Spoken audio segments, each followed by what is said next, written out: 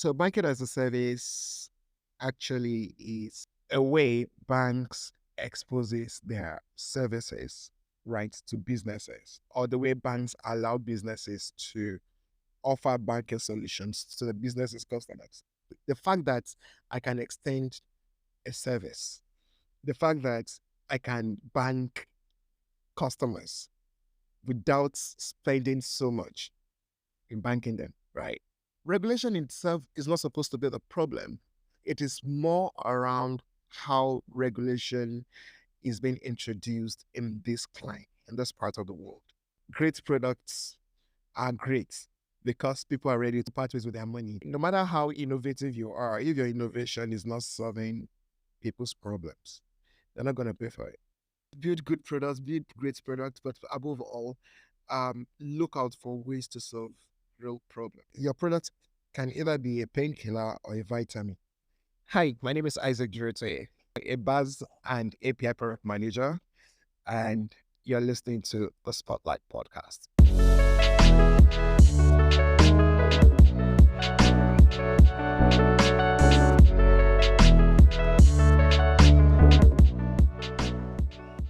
Hi, and welcome to another episode of The Spotlight. This podcast is for curious minds and aspiring innovators who are leading the charge in the research revolution. We dive deep to discuss inspiring, informative, and offbeat conversations on product research and strategy. My name is Iwadola Shobowale, and I'm a product research and strategy lead at a leading technology company in Nigeria. Guys, we are on our 15th episode. I'm so excited. I read something recently about how most podcasts don't even make it to 15 episodes. So well done to us. Thank you so much for all your feedback. If you have any suggestions on topics we can cover, people we can speak to, please, you can reach out to me on LinkedIn. My name is Iwadola Shobowale again. There's also a form in the show notes that you can fill if you have questions for me, and I'll be really happy to answer. If this is your first time listening, the Spotlight Podcast is a platform dedicated to exploring the multifaceted world of business, technology, and innovation. Through in-depth interviews with industry experts, thought leaders, and trailblazers, the podcast aims to unearth valuable insights and share inspiring stories. So please follow us on Instagram and Twitter at _ the Spotlight Pod. You can also follow me on Instagram, Twitter, and I think I'm on TikTok now, making some videos, 1 minute videos on a series called The Productive Minutes. Very interesting, guys. Please follow me, follow the podcast. So let's get into today's episode. So today we are in for an insightful chat with Isaac Durotoye, a tech whiz, and I made sure I put that whiz there, who's been quietly shaping the fintech and product management landscape. Isaac has a degree in computer science and a knack for building exceptional products. His journey is through product, banking as a service, and embedded banking, and it's been both inspirational and practical. Isaac's experience from co-founding Product Manager Africa to leading product teams at various financial institutions has given him a deep understanding of the fintech ecosystem, API strategies, and the nuances of effective product management. He's also a prolific writer, sharing his insights on his blog, an amazing blog, by the way, blog.juniorjose.org. So today we're delving into the nuts and bolts of fintech, discussing API ecosystems, product management, best practices, and more. Isaac's wealth of experience in product management, fintech, and API landscapes promises to make this episode an insightful and engaging one. So welcome to the Spotlight Podcast, Isaac. I'm so glad to have you here. Welcome. Thank you so much. You are. And Isaac is sacrificing like 2 hours of his public holiday. We're meant to be celebrating Independence Day, maybe going out to carry, his family out or something. Now he has entered this studio with me to record. Thank you so much, Isaac. You're welcome. Awesome. So first off, we'll get into the icebreaker. I have a couple of questions for you so that we Should can warm up a bit. So not hard. Let me see. I think I put one hard one, Sha. Because I think you're okay. capable. I've read your blog. You're capable of answering hard questions. Let's Also, okay, let see. me start easy. Are you an early bird or a night owl? Always a night owl. Night forever. So it's in the night that I would have been shining, and I can relate, Sha. Yeah. Awesome. So do you prefer paperbacks or ebooks when you're reading? I think I prefer both. I do both, right? Okay. When I want to be serious, I do paperbacks. When I want Okay. to just quickly grab knowledge here and there, I do ebooks. Okay. Okay. Cool. For me, I don't know. I think ebooks mostly because I like taking notes digitally and then I like going back to refer. If it's a paperback, how do I easily like search? So that's usually my main problem. Okay, the next thing, Android or iOS? Please, I'm a Google fanboy. Android Are you forever. serious? Yeah, you're the first Yeah. person you on the podcast. I'm so happy. Okay, so tell us why. Tell us why. Okay, so generally, I'm a big fan of Larry Page. Okay. Personally, I'm a fan of Mm-hmm. Larry Page personally, Okay. and I've always followed the journey of Google right from almost inception. I joined the journey of Google like 2002, Okay. right? And I've been following them up to date. I love a lot of things. I really love a lot of things they are up to. They might not necessarily be the very best, but hey, please give them some slack. In fact, I love Google so much. I use their phones. I use a lot of their Oh, gadgets for my day to day. nice. Yeah. How's the Pixel 3T? Which of them do you have? I have a 2, I have a 6. Okay, I currently use a 2 and a 6, right? Okay. I'm waiting for, is it October 4 announcement to So pre-order it's 8. you don't waste time. Nah. Wow. Okay. Awesome. Awesome. What do you use the tool for? As you respond for work or something? Yeah, still work. I use it for a day-to-day call, Okay. like about phone, Oh, okay, okay. easy peasy things. Yeah, Mm-hmm. my 6 is for, you know, pictures, pictures, Mm-hmm. pictures. Yeah. Yeah, I also there are some very interesting features. So I just love the whole AI thing that comes with the 6. I refuse to upgrade to 7 because um the hardware upgrade for me is not up to yet. And again, because 6 was the introduction of their tensor processor, right? I feel 7 will perfect it, right? But 8 will perfect it more. So let me just wait and have something way more awesome. Yeah. So that's why I'm Yeah, I waiting for. feel you. I feel you Yeah. on that. Okay, please dash me your 6 when you're upgraded to the 8. No problem. Awesome. Okay, so do you prefer remote work or in person? Remote forever, please. Are you currently working remotely? I do hybrid. I do both Okay. remote and on premise. But what I've noticed is when I go to the office, I'm not work productive. Uh, I'm socially productive, and I get quicker insights than when I'm working remotely. However, when I need to do like when I need to deliver, right? When I need to do what I call you deliverance, focus. right? Yeah. I focus remotely and stay home. Yeah. Yeah. Yeah. I feel you on that. So I wanted to point out something. This is how you know a fintech bro. I asked you, are you remote working? Are you working remotely or in person? You said you're working on premise. This is how they know we are a Okay. fintech bro. Oh gosh. Awesome. Yeah. Okay, so let me just ask you two more questions. Which do you think holds more potential for future growth, web apps or mobile apps? Depends on what you want to do, right? Okay.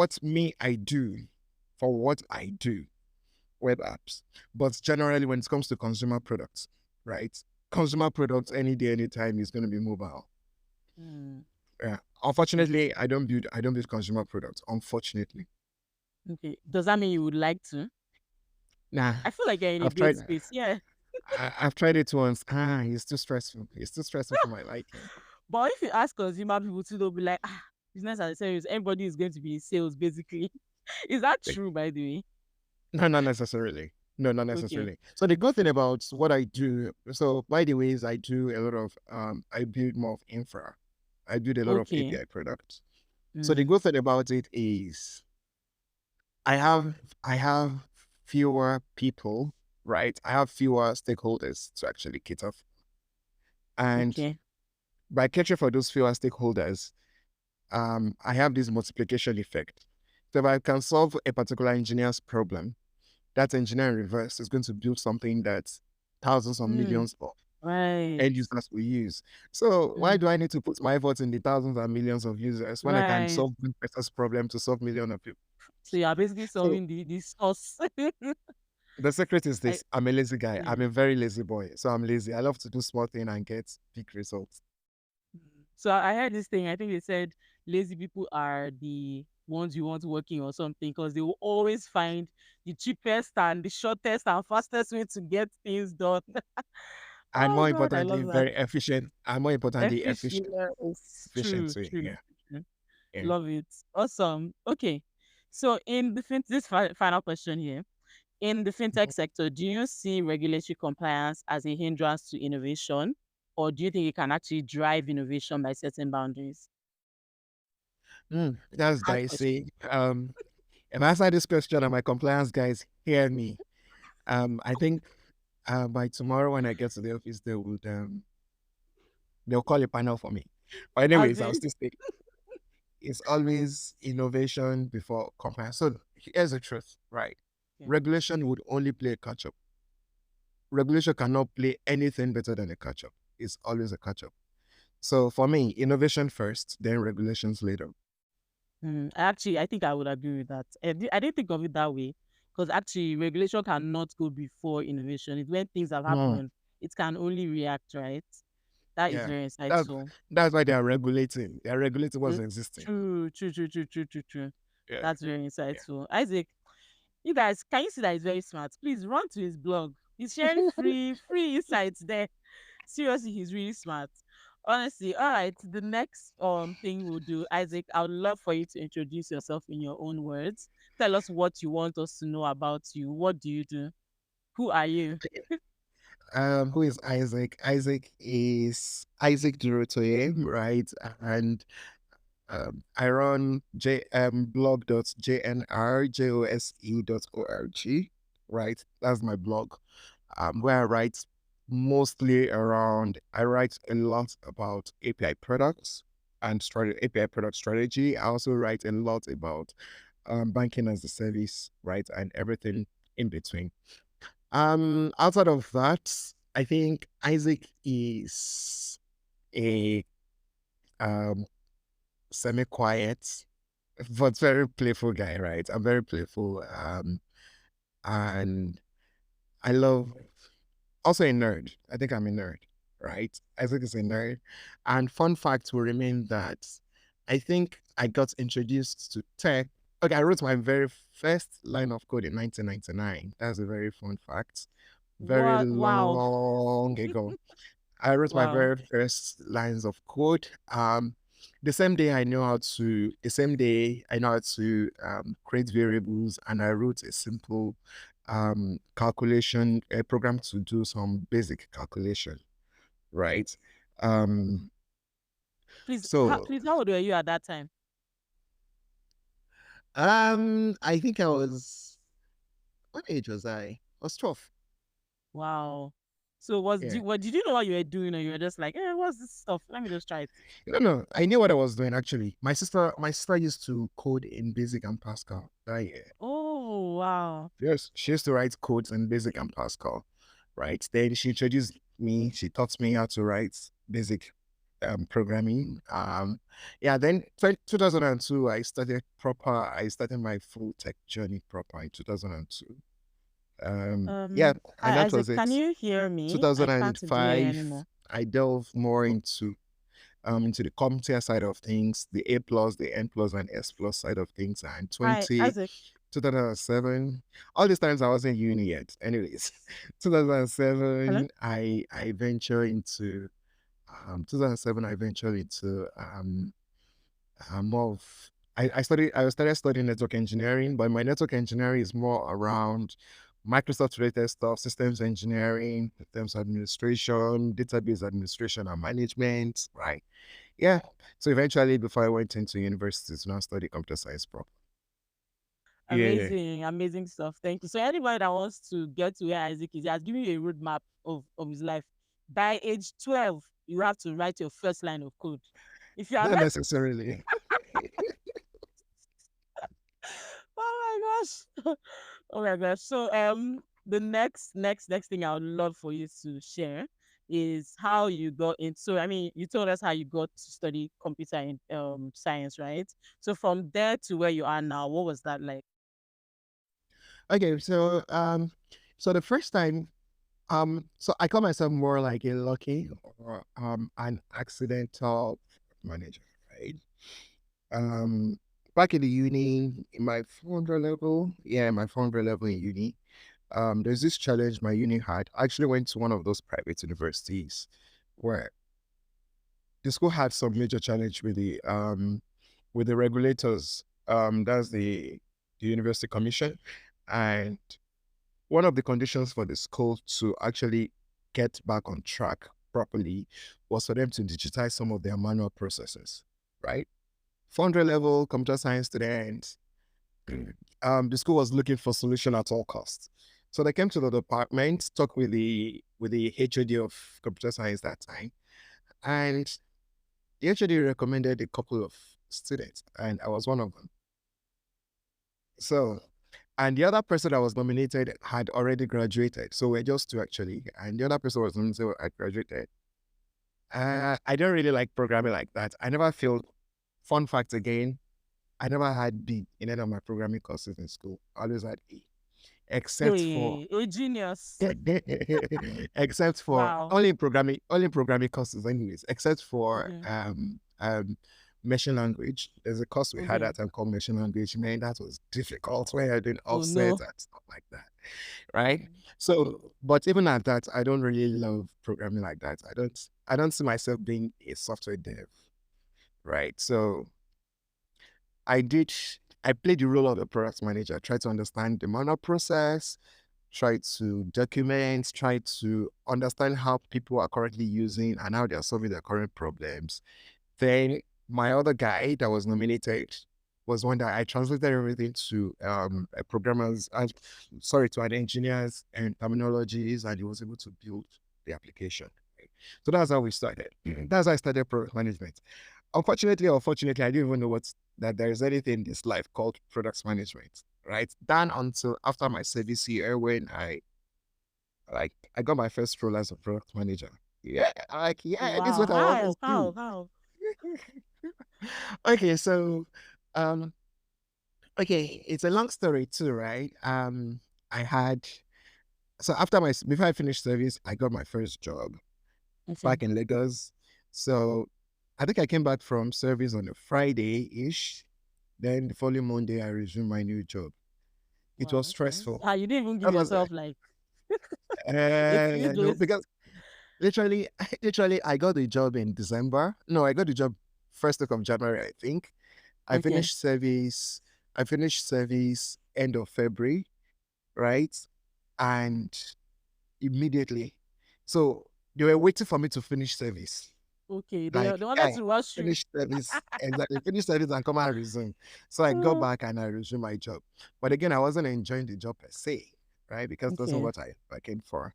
Then so one of my classmates started a small company right that time, and we all came together and okay, what will we be doing in the company? Like, okay, let's do this.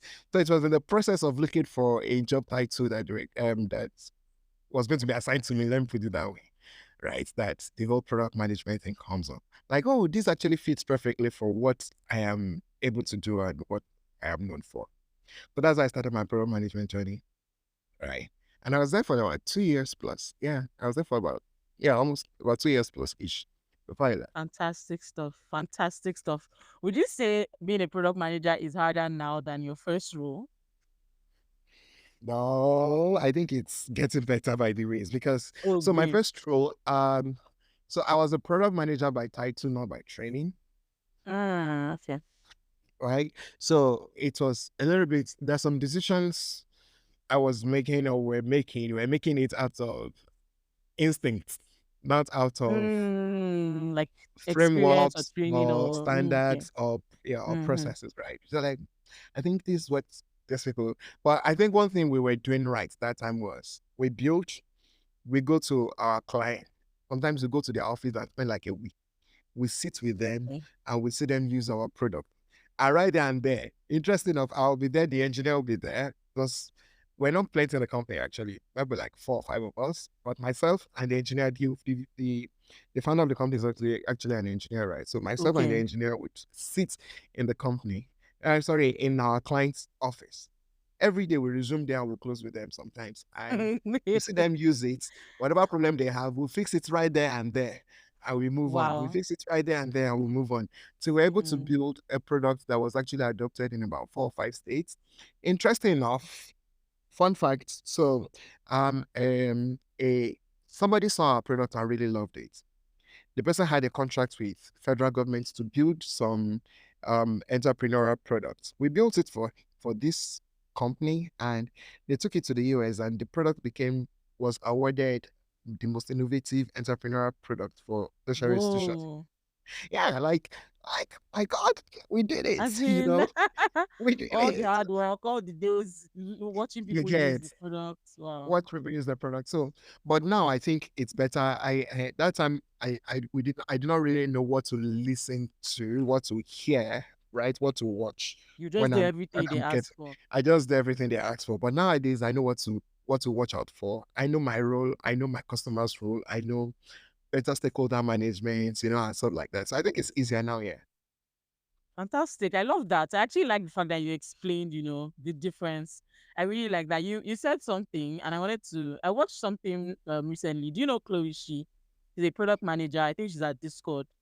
She makes Oh yeah. videos on YouTube. Okay. So she made Okay. a video talking about what product managers do. The first thing she said was being able to make decisions. Like she said that is like your number one skill. Like she said, there are many things, though, but that the first thing you need to be able to make decisions. When other people cannot make a decision, they will literally be looking at you, and you need to make a decision, and you need to have a Right. reason why you're making that decision. One of my old bosses mentioned something. She said one of the key skills of a product manager is your ability to think on your feet. You are standing there in front of your stakeholders and they're throwing you questions that you did not plan for. You should be able Hmm. to think something out and give out a very viable solution. And if you Mm. have data in your hands at that point in time, you should be able to put data together and get a solution. Mm. Everybody really wants to, like, somehow you are not the savior, but everybody look out to you like a savior, sort of. Yeah. Wow, but that sounds like a lot. So this person, Chloe, she also said product management is a thankless job. That her manager actually told her that if the product fails, it's your fault. But if it Yeah. succeeds, it's It's everybody's. everybody's exactly. Wow. So Do so you think I do you believe that's accurate for you? I, I believe that's solely. There's this popular saying that um um product managers are CEOs of product. I don't believe that anyways. I don't believe that in any way. But I believe product managers are leaders without authority, Hmm, right? I would agree. I would agree. They lead, they don't have authority to do some certain things, but even at that, they are leader. So, and what happens to a leader? The role of a leader is actually to prevent other people from failing. Like, you can't stop them from failing, don't get me wrong, right? But you do everything to lead people to success. And what happens when the system fails? All fingers point to the leaders. Even if it's not the leader's fault, all fingers will God, always I point. beg you. Yeah, that's right. So as a program manager, you're just a leader. You are a leader, but you don't have authority over some certain things. Mm, So if everybody wins, it's one band, one sound. But if mm. everything fails, you're on your own. God, I beg. So those times when things fail, have you? I mean, has that happened with you? Do you have any stories you can tell? What would you say is like your most Sure, notable loss? actually, I've had failure stories, right? One of the stories I think I can remember right now is the first product role I assume officially, which is in that same company that we used to sit. Um, there's some decisions we made that weren't making sense. And 2017 we ran out of funds, and everybody Oh packed their bag no. and went to. Everybody packed their bag Eh, and went to. right? Wow. All because of, and the main reason was we're so passionate about the product we are building that we did not consider pricing as a factor, right? Wahala. So Wahala. while So we build a product, as people use this product for like almost 2 years, and we're not generating any revenue. We're just self-funding, we self-funding, as in self. you weren't charging for it. No, we're not charging for it. We're self-funding, You people are right? so rich. So, So rich. right. Wow. Funny enough, it was 100% bootstrap. No, Wow. no, no angel No invest. investor. No, Yeah. nobody, no family and friends. Like Wow. we literally were putting our money together to get things moving, right? Okay. So at the end of the day, we failed, and I took the fall personally. The reason I took Oh, the fall is I was supposed to know that great products are great because people are ready to part to pay ways. for it. So, Yeah. yeah, they're ready to part ways with their money so they can achieve Mm-hmm. together early. At the end of the day, they love what we're doing, but again, in retrospect, we realized that most of these guys were ready to actually pay good amounts of money for what we for the solution we're providing to them, Well. right? But we believe we must build a perfect. We thought we needed to buid a perfect product before we could even charge them for it. So at Okay. the end of the day, we failed. Yeah. So you just mentioned something that I've even been looking for the right person to ask this question. Now you have entered into my the hot seat with me. So you just said something. People loved what you were doing, the what you were building, and then you even won the innovation award, right? Do you Yeah. think that innovation always means value? So for instance, do you think because something is innovative, people would definitely always want to pay for it? No. So innovation will remain innovation. Value will remain value. Right. Mm, Um, no matter how innovative you are, if your innovation is not solving people's problems, they're not gonna pay for it. Right. Near AL, one of my favorites product psychology guys said something. Um it literally categorized products into two, right? He said your product can either be a painkiller or a vitamin, right? And if your product does not fall in any of those two categories, nobody's going to pay for it. Customers are ready to pay anything to relieve their pains, right? But customers are ready to part ways with something interesting, but not anything for them to have multivites in their system, right? People will pay more attention to receiving medical treatment when they are very sick, right? Than going for a regular routine checkup. If it is routine checkup, I might miss my routine checkup today and say, okay, you know what? I'll see my doctor tomorrow, right? And nothing's gonna happen. And I'll see my doctor tomorrow, nothing will happen. But if there's maybe some excruciating pain somewhere, I don't think I would say, hey, you know what, don't worry, I'll see my doctor tomorrow. I'll definitely want to see the doctor, not just today, like right now, immediately. Yeah. immediately. You understand? Mm. So if I innovate and what I'm innovating is decorative, it doesn't mean Then anything to anybody. yeah. You probably just have a badge like, oh yeah, it's possible Yeah, to do this. exactly. But how do you really convert it to revenue? So that's it. Yeah. Amazing. You just this thing you just said. Have you watched this movie on Netflix called Painkiller? I think so. So again, I'm not too big on movies like that, but hopefully I Okay. might have watched it. I Oh don't my gosh. usually remember the titles of movies and stuff. Okay. It was about this. I can't remember the name of the drug, but then there was this drug in America, as usual. Sorry, Americans. So basically, it was a what they call them, like a drug company, and then they basically created a drug that kills pain, that takes away people's pain. Hmm. Basically, heroin, sha. And then they packaged it and reselling it as painkillers, and then people were getting it. At first, it works, but then the thing is, you will need more and more and more, and then the pain will be seeming like times 100 if the Addiction. painkiller is, yeah. So basically, start getting addicted to it. So it's a really good movie actually, and it's based And on a true story. yeah, and that's actually how products are supposed to. That's actually how products currently work. Mm-hmm. I always there's a book I mentioned there AL already, right? There's a book I would always recommend people to read from near AL. It's called I just forgot the title. I'll remember the title shortly. Right? Oh, Hooked. should I Yes, search that for it is quickly? hooked. Hooked. Okay. The title is hooked. Yes, how to build products users would, as in users will all use or something like that. But that is Yeah. hooked by Near AR. It actually talks about this principle, how to get your users. And I literally tested some of the things he mentioned out by asking people, what is the first thing you do when you wake up? And I realized most people literally pick up their phone as they're waking Immediately, up. yeah. The first We've thing they do gotten is they pick up addicted. their phone. Then the next question is, what do you do? Is it that they check their notification or they go ahead and open a particular social media application on their phone?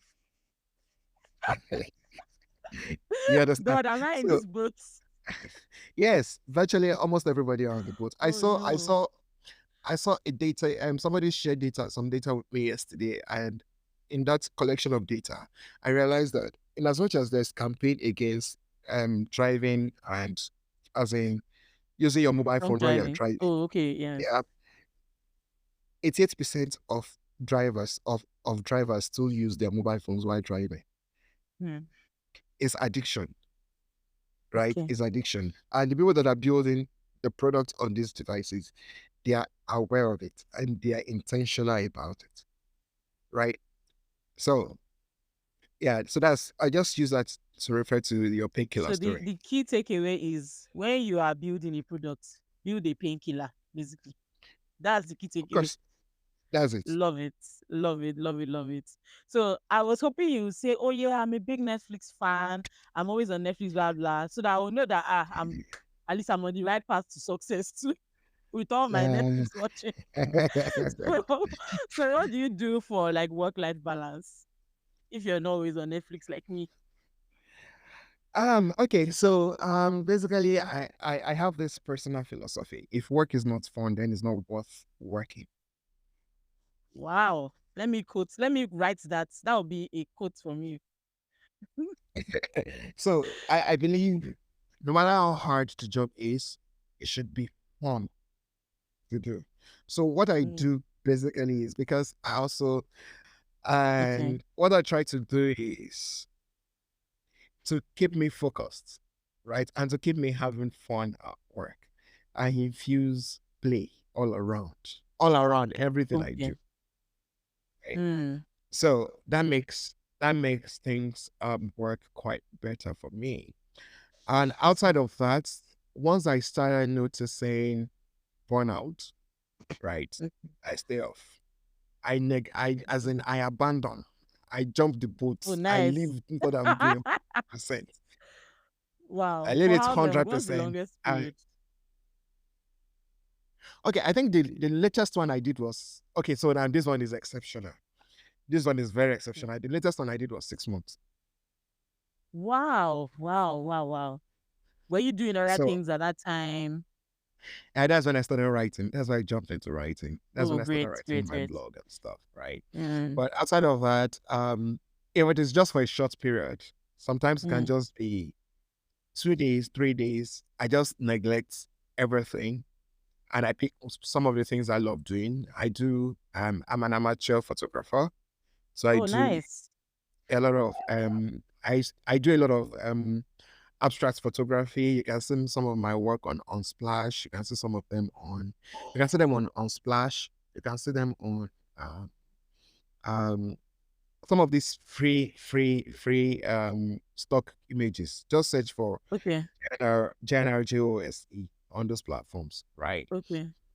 Yeah, pixels on Splash. These are some of the places I put some of my pictures, right? Okay. Uh, Oh my God, the pictures are beautiful. I'm looking at them right now, including the one of your headphones. Oh my gosh. yeah. So those are Ah, some of you my did Bully yeah. and chicken. Yeah. Nice. So A those are some of my sunset. amateur shots. Then Okay. I do also take out. time. I listen to a lot of music. So everywhere you see me with my headset. Everywhere. Whether it's fitting or not, I'll carry my headset with me. Then I also spend time. Yeah, I also spend time. I love travels too. I travel once. Okay. Sometimes I just decide to travel, visit new Okay. places. Yeah. And yeah, so majorly that's it. Fantastic. I actually agree with you. I've tried to be I hmm, I also have those periods where I'm like, no, I'm not doing anything related to this for the whole of today. But then you do something else and you realize that when you get back to, your work, you feel more refreshed. You're even maybe something that you were dragging that was taking like 2 weeks. You can probably achieve it in like 2 hours now, and everything is just going. So I love that. exactly. I love that. So your photography, why are you not charging for it? That's what I want to know. Okay, so it's something I'm just doing for fun, right? I Okay. I think I got more satisfaction in the fact that people see my pictures and are like, oh, that's so beautiful. And by the way, Oh, okay. I took most of, not all, but most of those pictures with my Pixel phone. Again, Okay, a so plus this for free Google Pixel. advertisements for them. Oh my god. Wow. Right. Most of them, not all, Wow. but most of them. Yeah. This is So fantastic.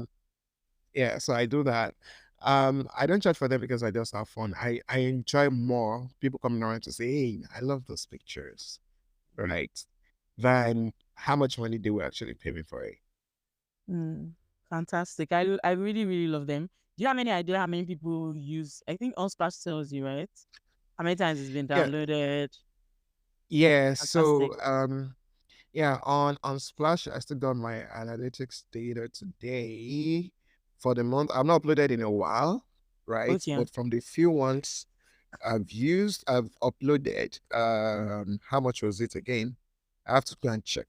I can't remember, but I got Okay. my for last month. I think I have close to 3,000 or 4,000 plus views on my old pictures.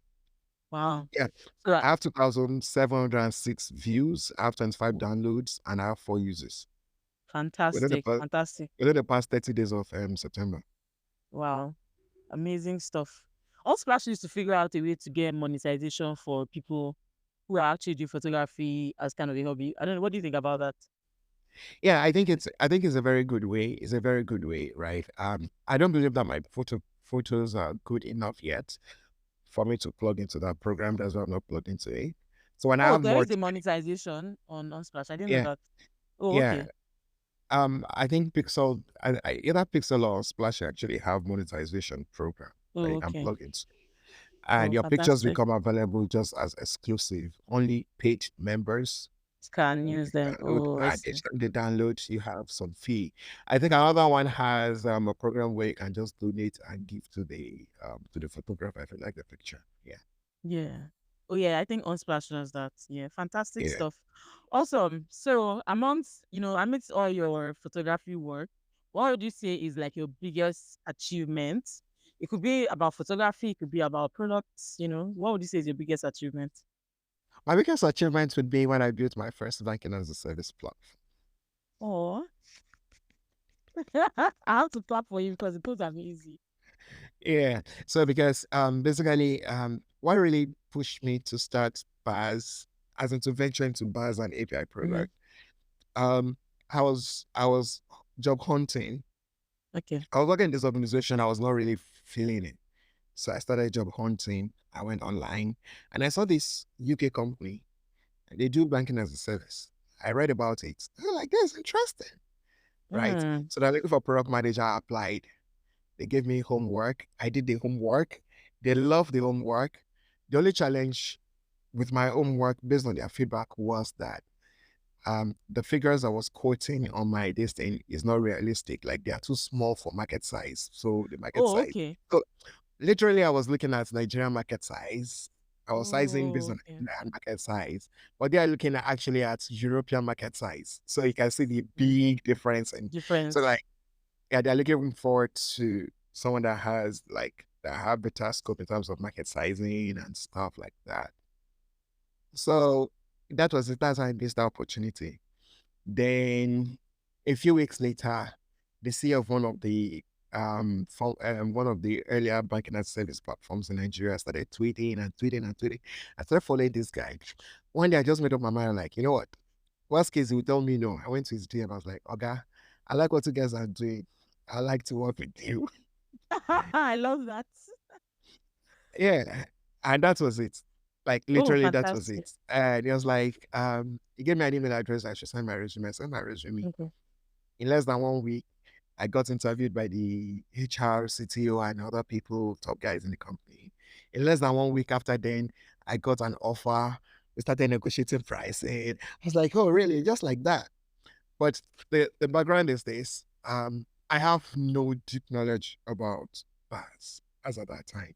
So the fact that Mm, I was able to try the organization, right, help build out their BaaS product from ground up and see it till it was launched was, that's a big because achievement. it fit up like, you know what? Mm-hmm. Man, this is something that is not common out here, Mm, right? BaaS is not common in this line. And we're yeah. able to build out something and it's very developer friendly and stuff like that. So like, oh yeah, that's nice. So every day up to now, I think my next biggest achievement will be my current role. And I won't Okay. say anything about that yet until when I launch that particular product I'm working on. So I'll be hiding at the corner of your LinkedIn, waiting for you to update Yes. us on your current role. Yeah. Most likely in the next Oh, couple of months, I should announce the product, right? The launch of the product. fantastic. Fantastic. So you just talked about banking as a service. Can you walk us through what is banking as a service for people who don't know anything about it? What does it mean? Okay. Yeah. So I'm looking for a very good way to tell this story. So banking as a service actually is okay, it's this way. It's a way banks exposes their services, right, to businesses, or the way banks allow businesses to offer banking solutions to to their own customers. Not to the bank customers now, that's to the businesses customers. I look at it this way. I think I have an article on my blog where I said BaaS, agency banking on steroids. That actually explains Yes, I it. saw that. So, Okay. now we have agency banking is not something new. I can walk down the street and see, for Nigerians, they know the people they call malams, right? A malam corner shop.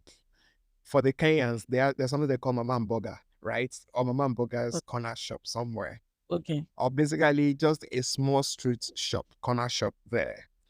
The person is selling petty stuff, petty provisions, right? But at the same time, the person has a um in Kenya they call it PDQs, in Nigeria we call it POS terminals, right? So probably the person has a PDQ or a POS terminal, whichever clime it is. Um, the person does collection, the person does payments, the person sells utility services, right? So I can literally bank my cash with that person without visiting a bank branch. I can literally withdraw from my bank without visiting a bank branch, right? I can buy utility. I can make transfers from my account to another person's account without necessarily visiting a bank branch, right? Now look at that particular service from an infrastructure standpoint. So instead of using the mama and burger in the corner shop or the malam at the corner shop, right?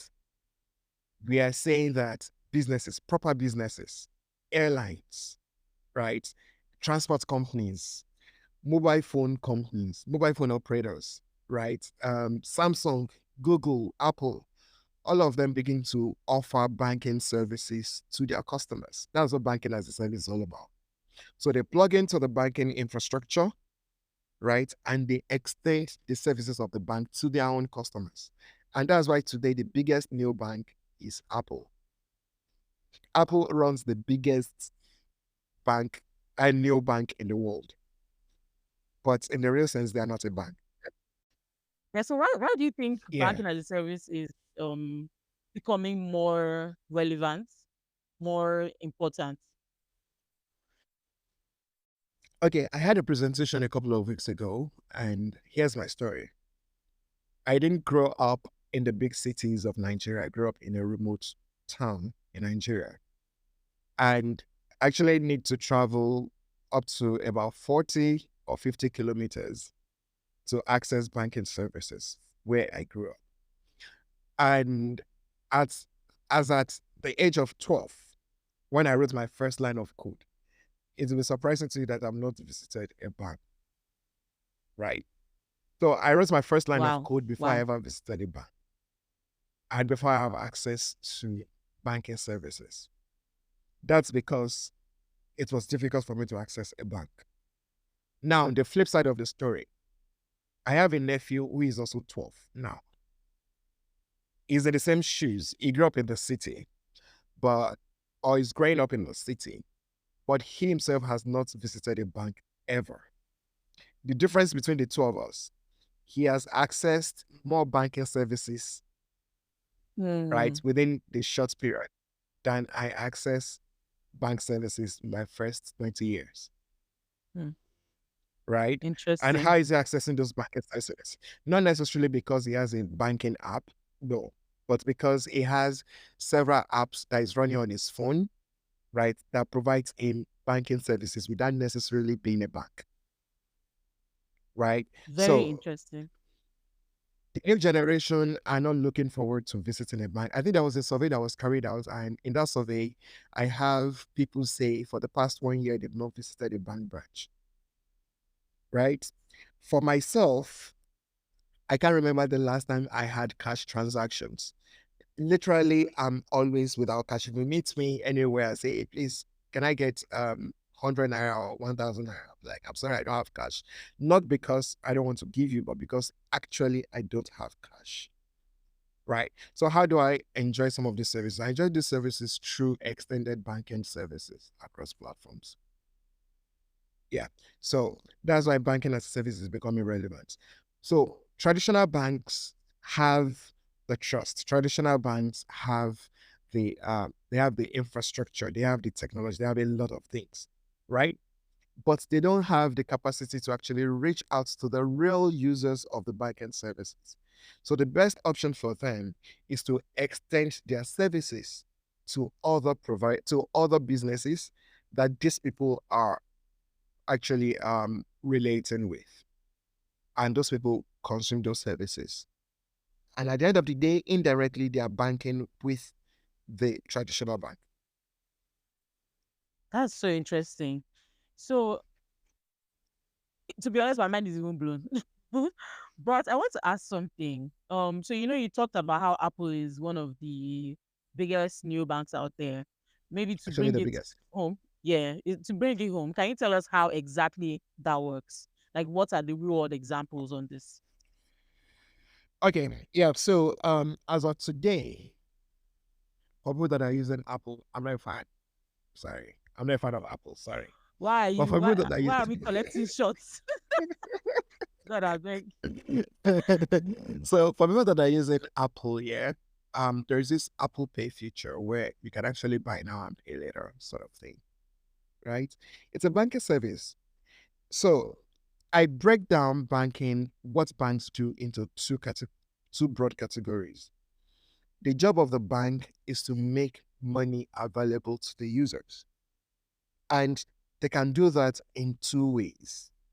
They can provide what I call future into the now, or they can also provide you now into the future.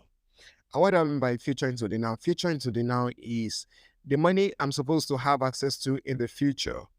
They make it available to me now at a price, right? And that's where stuff like lending actually comes in, right? The second option is now into the future. So the money I have now, I don't want to spend it. I want it to be available for use in the future. So in that way, I either save my money in the bank or I invest my money. But whichever way it is, what I have right now, they are making it available for me in the future. So banks would either provide you a now into the future or a future into the now service through financing, right? What Apple has plugged into is, you know what? Bring your money and save it on your Apple Pay wallet, right? Now that Apple Pay wallet is connected into the bank accounting system, right? So when I put my money, Yeah. when I put $5 or $10 or $100 in my Apple Pay wallet, the money is sitting in the bank. It's not sitting with Apple. It's literally sitting in the bank. Yeah. Now, if I have $100 and I need to pay for so let's say within the past 1 year, I've been buying my iCloud storage consistently. I've been doing some other things. So I've been buying apps, I've been subscribing for this, subscribing for that. And at the end of the day, I'm short. This month, I need to spend about $150. But because I've been doing that consistently, Apple have insights into my expenses. Apple would say, hey, you know what? You want to spend $150? Go ahead and spend the $150 without affecting your position in the bank. Because they are sure that I'm going to come back and pay that money. So they've been able to give me feature into the now. The money I'm going to make in the future, they already provided for me now to access the service I need. So they are basically carrying out the duty of a bank, right? Without being a bank. Again, through the bank to the bank customers. So Fantastic if you stuff. use if you use Apple Pay today, you are actually the customer of a particular bank in the US, even if you've never visited the US before. Interesting. Oh, that's very interesting. Have you considered being a lecturer? Because you're literally explaining this so well in a way I've never even understood. I I hate teaching. I Oh my love god! I, But you are doing I it love so well. discussion. I love discussion. I love discussions Okay. when I teach. Yeah, Fantastic, fantastic. So that's really insightful. You basically explained to us the pipeline, right? So in yeah. your role, right, what are like the biggest challenges to getting this service, this thing, this whole pipeline to happen? What are the biggest challenges? My God, the biggest challenge actually is compliance. Hey, I wanted to say it has to be everywhere roadblocks, roadblocks. Compliance, right? Oh, And actually, compliance itself is not a problem, right? mm, Or don't let me say compliance. I think the biggest compliance is not a problem. Regulation is the problem, regulation. right? And regulation itself is not supposed to be the problem. It is more around how regulation is being introduced in in this part of the world, right? So you have, for example, you sleep last night, you've implemented, you've launched, your customers are enjoying your service, you slept last night. And as you're waking up 7 o'clock this morning, nothing has Mm, happened. You're dressing up for work, mm, 8 o'clock, as you're hitting the office by 8:30 or 9 o'clock. You just get a circular memo. from Hey, a memo, exactly, memo from the central bank or memo good. from another regulatory body here and there, different regulatory bodies. Everybody Mm, just come up and they're telling you you have just 24 hours or 48 hours to to shut down a comply. particular service to comply. Exactly. So, oh, for God's freaking sake, you understand? Hey, Now, you shut down that service. How do I truly meet my customers' needs? Customers will not understand, hmm, right? A very major case is actually a Nigerian case where all of a sudden they just wake up and say you cannot spend more than $100 a month on your Naira card. hmm. And from $100 went down to You went to I think 20. $20. From 20, they just come back, they just They clear moved everything here. up, Oh God. right? So Hmm. how do you actually explain that? In this case, I had a family friend who was in the US. This guy went to a boutique. He was shopping, preparing to come back. He has selected everything he wanted to pay. He's a guy that could spend over $1,000 at a go. He has picked everything he wanted to pay, and lo and behold, transaction declined. Wow. I was happy because it was a boutique, right? Hmm. Imagine it was a restaurant. You have to wash plates. My God. My God. At least you could just return your things. But that is actually, You understand? So yeah. Wow. it's pretty difficult navigating regulation regulatory processes in Africa, Hmm. I'll say that, Mm-hmm. majorly in Africa. But outside Mm. of that, I think it's generally fun building a banking industry. The fact that I can extend a service, the fact that I can bank customers without spending so much in Mm. banking them, right? Yeah. So those are some of the things that actually make a lot of sense to me. Wow. So, you earlier you had talked about the Kenyan space, and then you just mentioned how regulation in Africa. So, would you say, I mean, have you built products for Kenya? And if you have, Yeah. would you say they also face similar issues like we do in Nigeria in terms of regulation? Yes, so I would think I would say this. I think regulations is quite more elaborate in Nigeria. Some people might say otherwise, but from my own understanding, I think Nigerian regulation is more open from the short experience I had with the Kenya regulators, right? Um um I would say that Nigeria is more open compared to those other countries, compared to many African countries. And Nigeria is still very far, very, very far from me. Very, very far from me. Yeah. Hmm. Okay, so we always hear this term regulatory sandbox, regulatory sandbox. Supposedly we have that in Nigeria. How do you think that's working out, or how is it working out in your experience? The Hmm. smile on your face, I wish I could put it in this. I wish I could encapsulate it in this podcast. So for the regulatory sandbox, I think the regulatory sandbox is more of cheap political, what do you used to call it? They Like call it political something. Like hmm, they just want to win some cheap points, political right? score. Yeah, political Point. point. They are Yeah. cheap political Yeah. points compared to what's actually supposed to do. Since the sandbox has been announced up till today, I've not really seen anything moving forward. Right.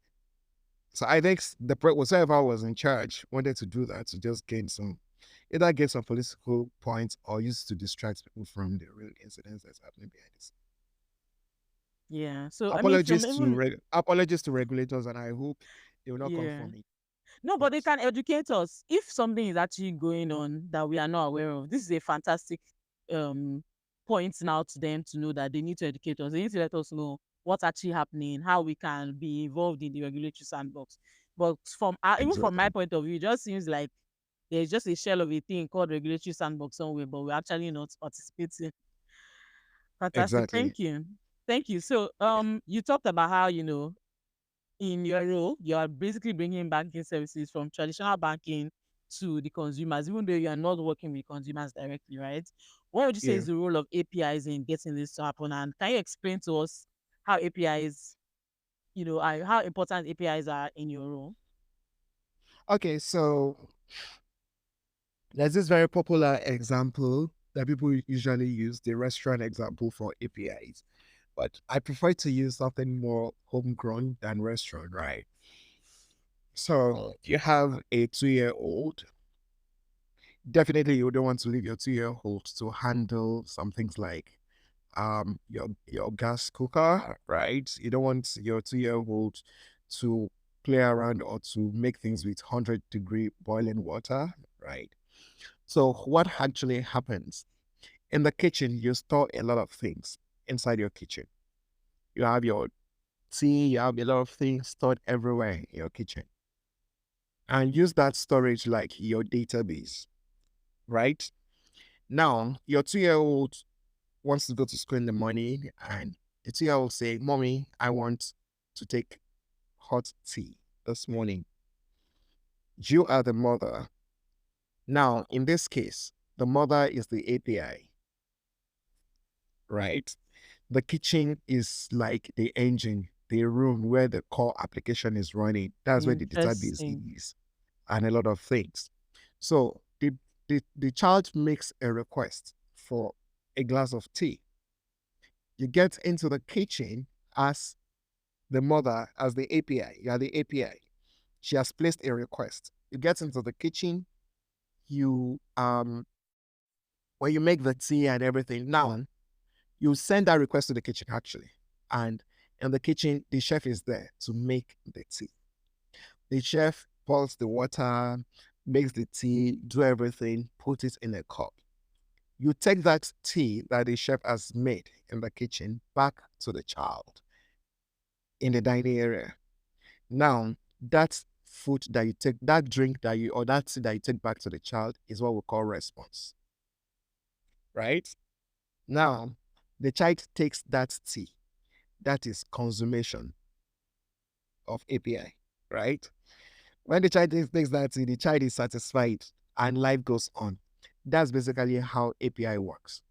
The chef in the kitchen knows where the tea is stored, he knows where the milk is, he knows where the sugar is, he knows where the kettle is, right? Firing up the stove, the teapot or whatever to make the tea is actually more like the logical function that happens in your application engine. He knows the right temperature, right, and everything for it to boil and stuff. So basically, that's how API works. So the child does not need to know the complexities of how things happen in the kitchen. The child only knows that I need to wait for 5 minutes and I'm going to have my well brewed tea, right? And it's going to take it. So that's how API works. And the same way is how banking as a service also works, right? So the fintech or the business that is using banking as a service only makes a request. They make requests through API to the bank internally. So the internal controls are in the bank. Most of these actions are fully automated. The internal controls are there, the compliance guys are there, the auditors are there, everybody is there. The settlement and reconciliation guys are there. So when the fintech guy, when the customer of the business makes a request, right, the business pushes that request to the bank. The bank's own infrastructure processes all of that, send back a response to the business or the fintech. And that fintech or business sends the response back to the consumer. So basically, that's how banking as a service works. Fantastic. Fantastic. Isaac, you will still do lecturing. You will go to your alma mater. You will go to your alma mater and lecture. When it happens, just remember that I'm doing that I told you. Interesting, interesting. So you've really broken it down. Now I Yeah. think anyone listening can definitely understand better. So what would you? I saw your blog post about the life cycle of APIs, right? Yeah. And you highlighted the life cycles. But what would you say is like the most important thing we would need to know? So if we want to um use APIs in our work as a product manager, what would you say is the most important thing you need to know? Oh, okay. So I think the first thing to actually know about APIs is you don't just build APIs and consummate APIs because they are available for you to build and consummate, right? You don't just request for anything in the kitchen because it's available in the kitchen, right? If I request for um um I request for baking soda and I'm in the dining area. I request for baking soda and what's it called again? Baking soda, and because I know baking soda is there, then I also request for bleach. And I said they should mix it for me and give me to eat. Ah, Definitely wahala. that's poison. Yeah. You understand, right? Mm-hmm, So mm-hmm. I need to understand first of all what is the problem I'm trying to solve.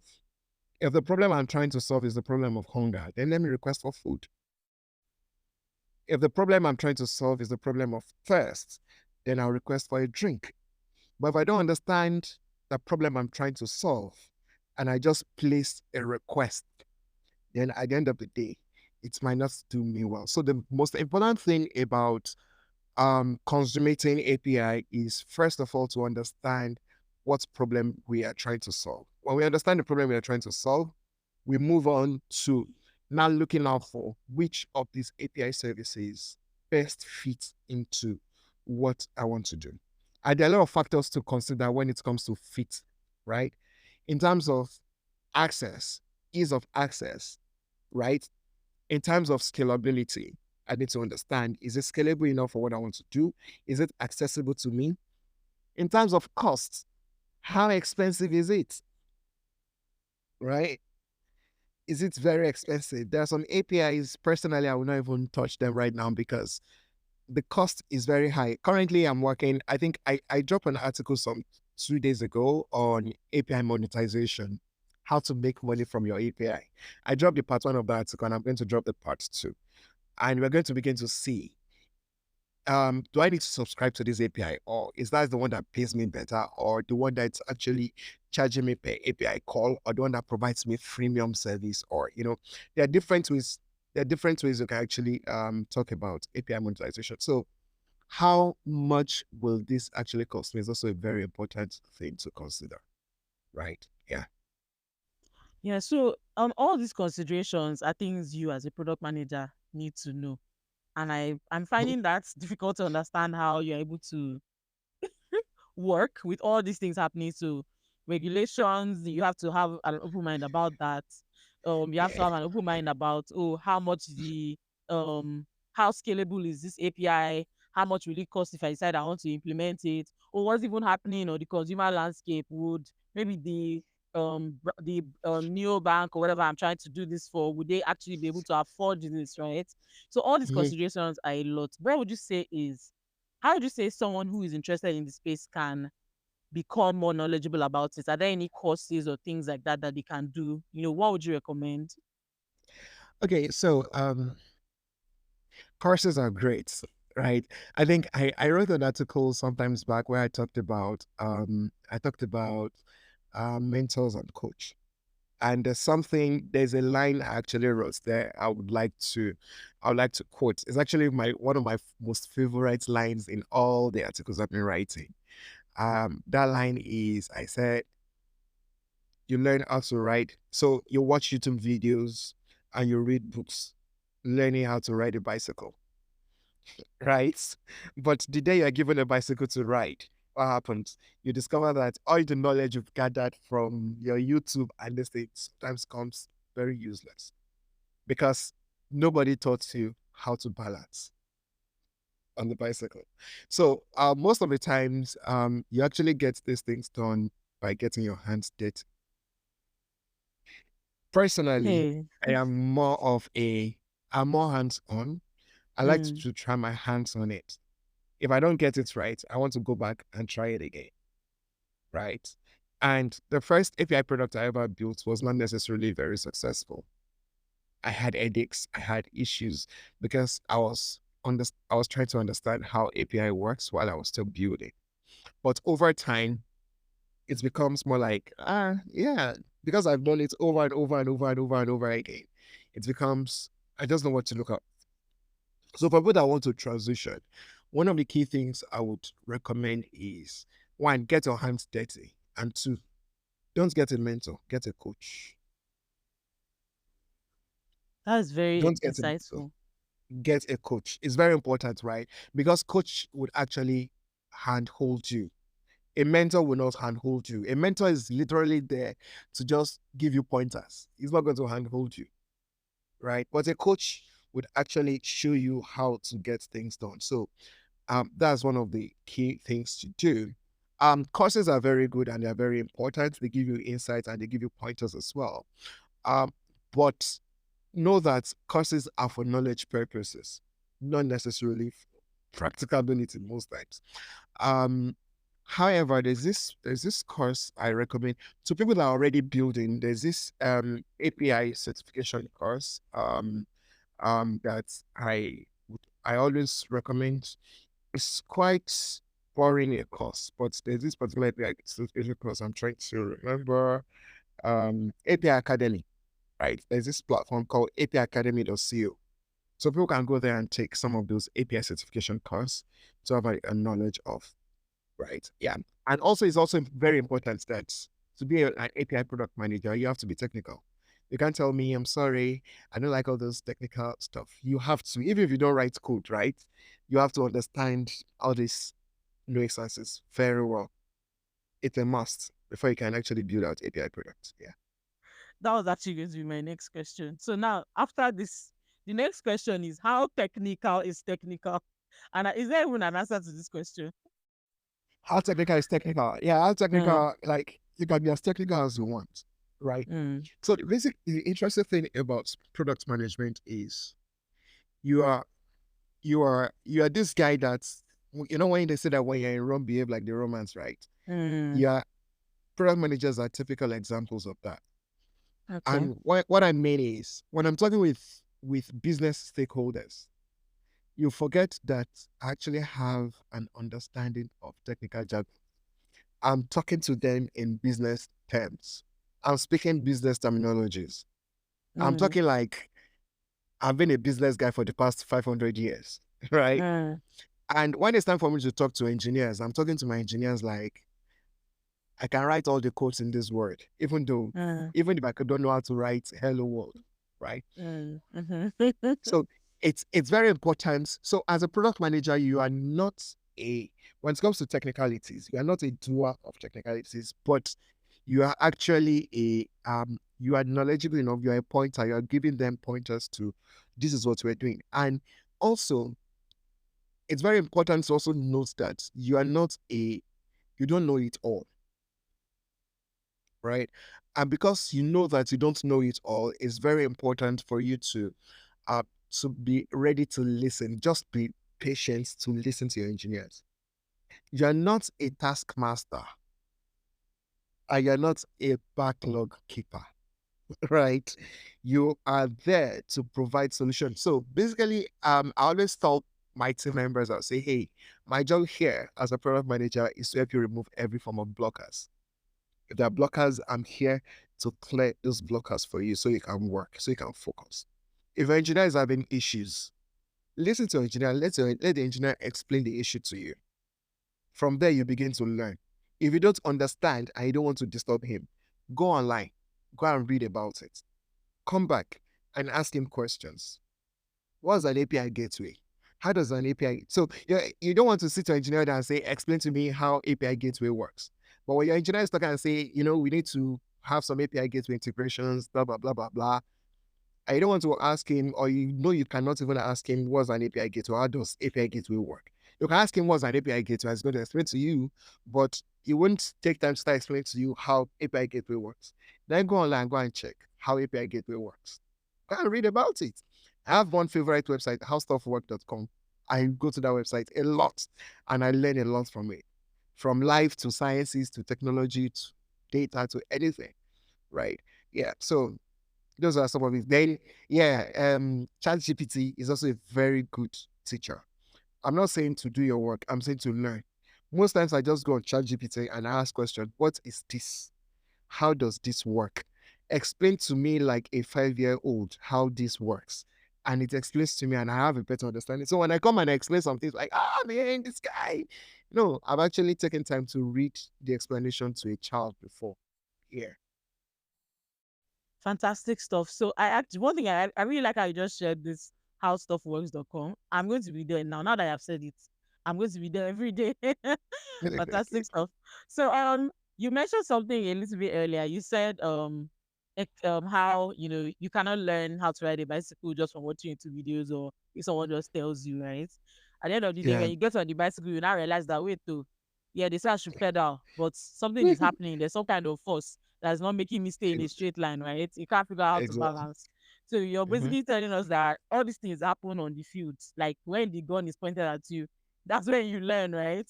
But then do Yeah. you think that businesses, organizations are ready for that level of experimentation where you are basically learning on the job? And how, like, what can someone actually do to, I don't know, learn faster? What are the ways that can you just to survive, basically? So here's a very sad truth, right?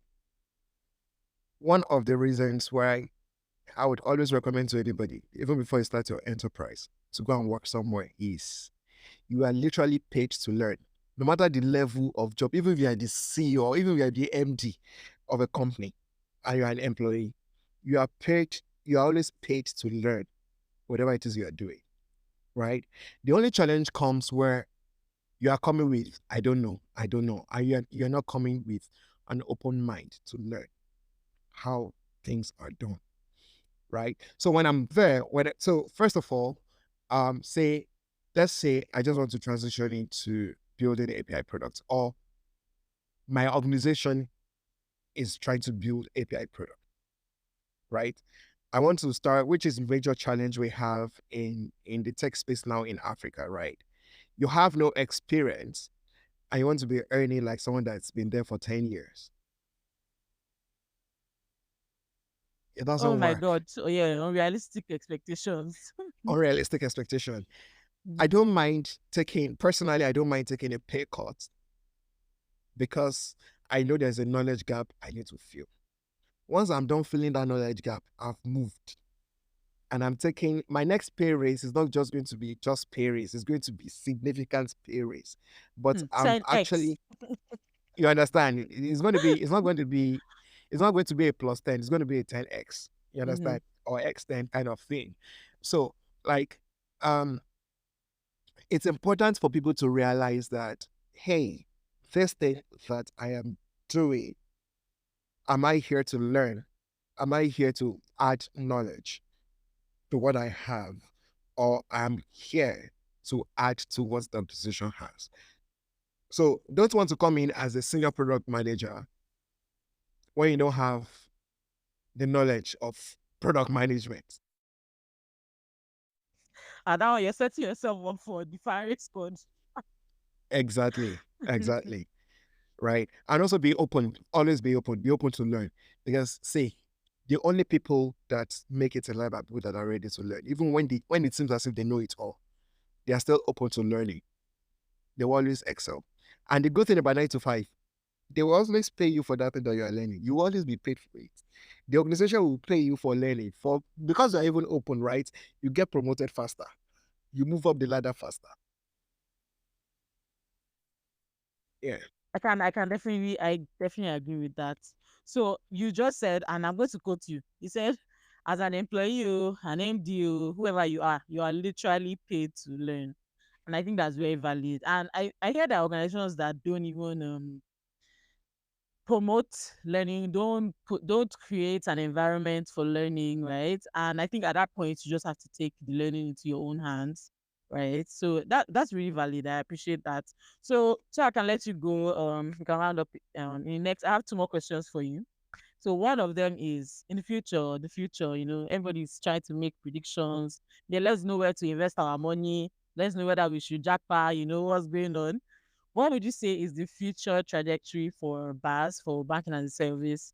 Um, is that what do you think we would expect to see in the next maybe like 2 to 3, 5, 4, 5 years? And then what trends should we also be on the lookout for?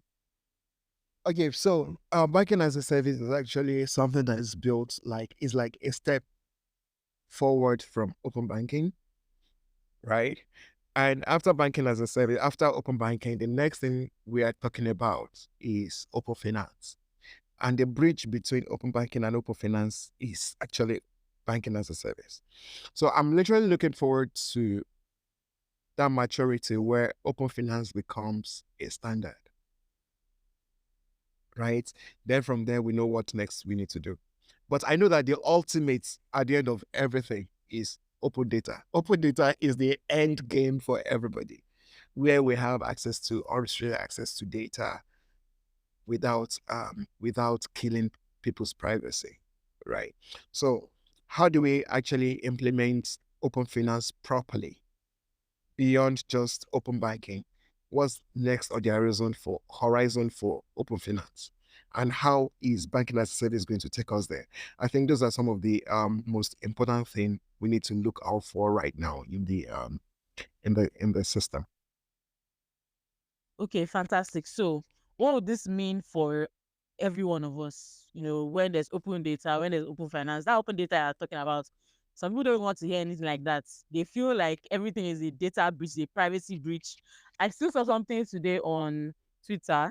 Someone said he on TikTok he was getting this notification to follow his contacts, but he had switched that Future privacy of setting off. Yes.